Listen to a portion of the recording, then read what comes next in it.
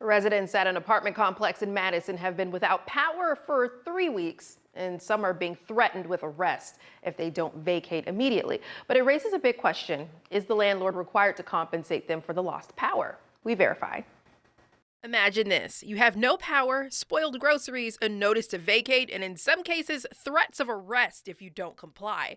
That's the reality for some people living at Aurora Luxury Apartments in Madison. Residents say they've been dealing with ongoing power issues for nearly 3 weeks. The property managers confirm the issue is with the building's own electrical system, not the utilities company, meaning this is squarely the landlord's responsibility. So, are landlords in Alabama required to compensate tenants if they fail to provide power? Let's verify. Our source is the Alabama Code. Here's what we found. Under Alabama Code, landlords are required to keep electrical, plumbing, heating, and other essential systems in safe working condition. If a landlord fails to meet that obligation, the law says tenants have grounds to act, but only if they follow the legal process. Tenants must first notify their landlord in writing. That could be through a text, an email, or a formal letter. After receiving written notice, tenants may be entitled to compensation. From there, the landlord has 14 days to make repairs. In cases involving extreme heat, that window could be even shorter. If the landlord fails to act, tenants may be entitled to a reduction in rent, reimbursement for out-of-pocket costs for things like hotel stays, portable AC units, or spoiled food, and in serious cases, the right to terminate their lease without penalty. But here's what tenants cannot do. Alabama law does not allow tenants to withhold rent independently. Compensation must be pursued through negotiation or the courts. If tenants withhold rent anyway, the landlord can issue a 7-day notice to pay or even file for eviction. Legal experts say documentation is everything in these cases. Tenants should write everything down, save every receipt, and photograph conditions inside the unit. So we can verify that yes, tenants may be entitled to compensation if their landlord fails to provide power, but only after proper written notice, and they must go through the right legal processes to get it. If you have something you want us to verify, text us at 256-382-2692. Gas prices are climbing as a result of the war in Iran, with the national average reaching close to $4 a gallon. But on top of what the global market is doing, Alabama also taking a cut every time you fill up. But just how much is Alabama charging, and how does it compare to years past? We verify. A trip to the gas station is something many of us do every week, and lately that task is hitting our wallets even harder than usual.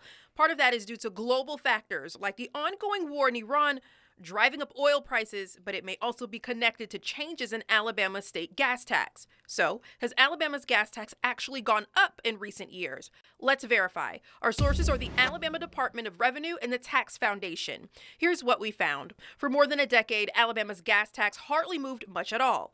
From 2013 through 2018, it held steady at around 20 cents per gallon, but then that changed. According to the Alabama Department of Revenue, the state gas tax is sitting at 30 cents per gallon as of July of 2025. So what caused such a big jump? That shift came in 2019 when Governor Kay Ivey signed the Rebuild Alabama Act, marking the first gas tax increase in nearly 3 decades.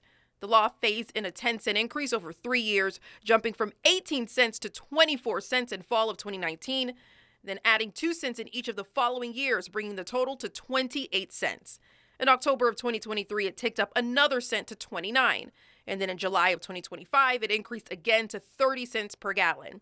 That's nearly a 67% increase over the last 10 years. When you compare Alabama to the rest of the country, the state ranks 25th, just below the national average of 33 cents per gallon. California tops the list as nearly 71 cents per gallon, and on the low end, Alaska is the cheapest in the nation at less than 9 cents per gallon. So we can verify that yes, Alabama's gas tax has gone up in recent years. But compared to most states, Alabamians still pay a little below the national average at the pump. And if you have something you want us to verify, text us at 256-382-2692. Earlier today, Huntsville City Schools alerted parents that an individual at Grissom High School tested positive for tuberculosis. And tonight, many parents and students are asking what that means for their children. But what exactly is tuberculosis? How does it spread? And is there a vaccine to protect you? We verify. March 24th marked World Tuberculosis Day, a global effort to raise awareness about one of the world's deadliest infectious diseases. The issue hits close to home when Huntsville City Schools confirmed a case connected to Grissom High School. With millions of cases still reported every year around the world, you might be asking, how does tuberculosis spread and is there a vaccine? Let's verify. Our sources are Dr. Ali Hassoun from the Alabama Infectious Disease Center, the Cleveland Clinic, and the CDC. Here's what we found. Tuberculosis is a bacterial infection caused by Mycobacterium tuberculosis. It most commonly attacks the lungs, but it can also spread to the spine, brain, and kidneys.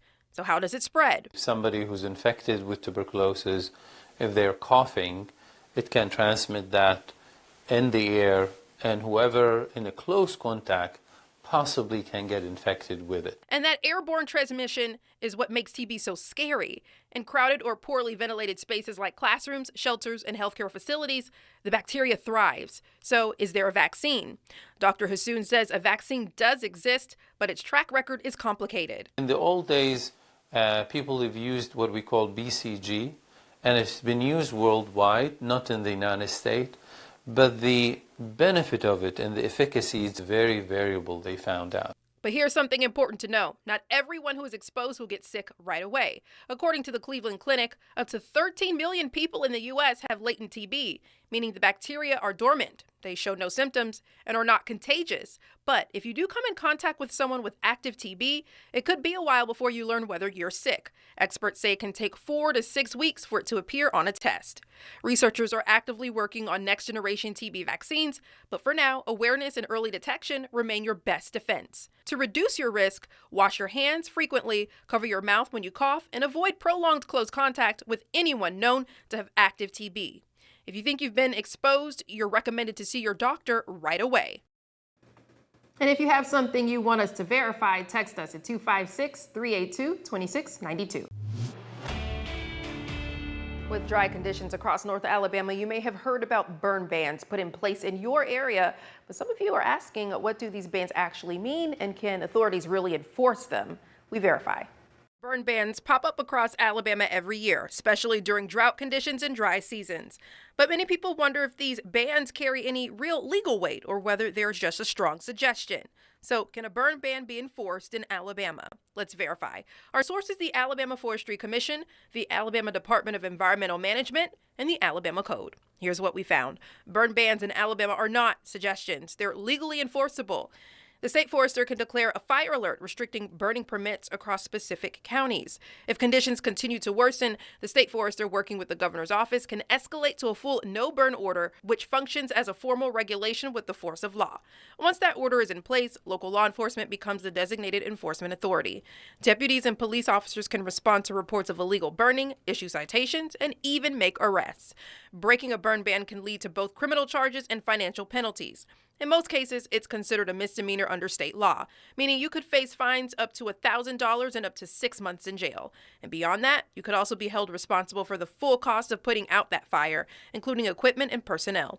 So what exactly gets you arrested? Under the Alabama Code, it can be common things people do without a second thought. For example, tossing a lit cigarette or cigar out a window near a wooded area, burning a brush pile or debris in your yard without clearing a safe perimeter around it, starting a bonfire and walking away before it's completely out, and burning anything in an area under organized forest fire protection without first getting a permit from the Alabama Forestry Commission. But there are things that are still allowed even during a burn ban. Cooking on a charcoal grill or in a masonry barbecue pit is generally permitted as long as the fire is fully contained. But the Alabama Forestry Commission says a water hose should also be on site, and the area around the grill should be clear. So we can verify that, yes, burn bans in Alabama are enforceable. Breaking one can mean criminal charges, and you could be on the hook for any damage or fire suppression costs that follow. And if you have something you want us to verify, text us at 256-382-2692.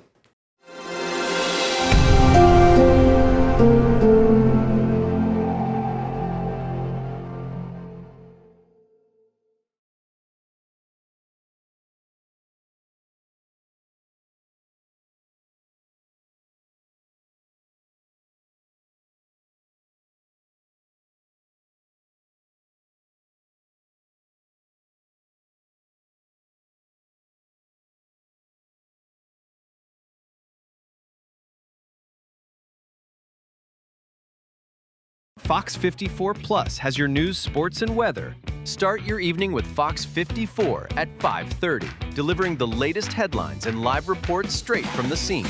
Then, stay informed with Fox 54 News at 9, featuring your Tennessee Valley certified most accurate weather impact team, tracking everything from tornado threats to traffic delays during severe weather.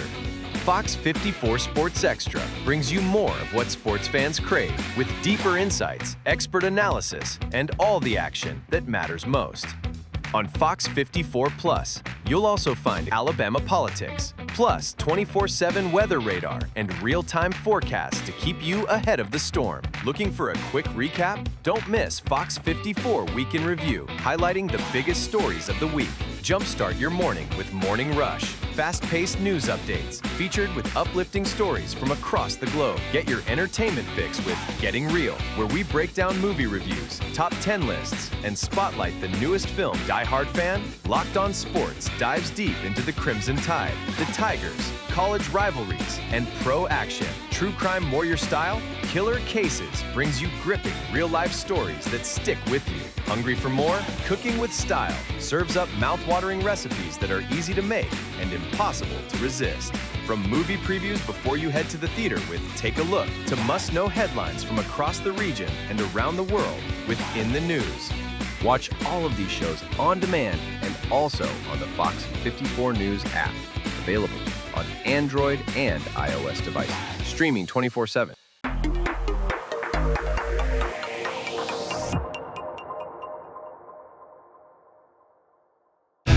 There's more to Fox 54 Plus with the Locked On Podcast Network. From the Tide to the Tigers, from college teams to pro, the Locked On Podcast Network gives you insights and analysis you just can't find anywhere else. These kids, they want to play. But I don't think so. I think it was Chad Baker-Mazzara. Locked On Sports, streaming every day of the week and right here on Fox 54 Plus.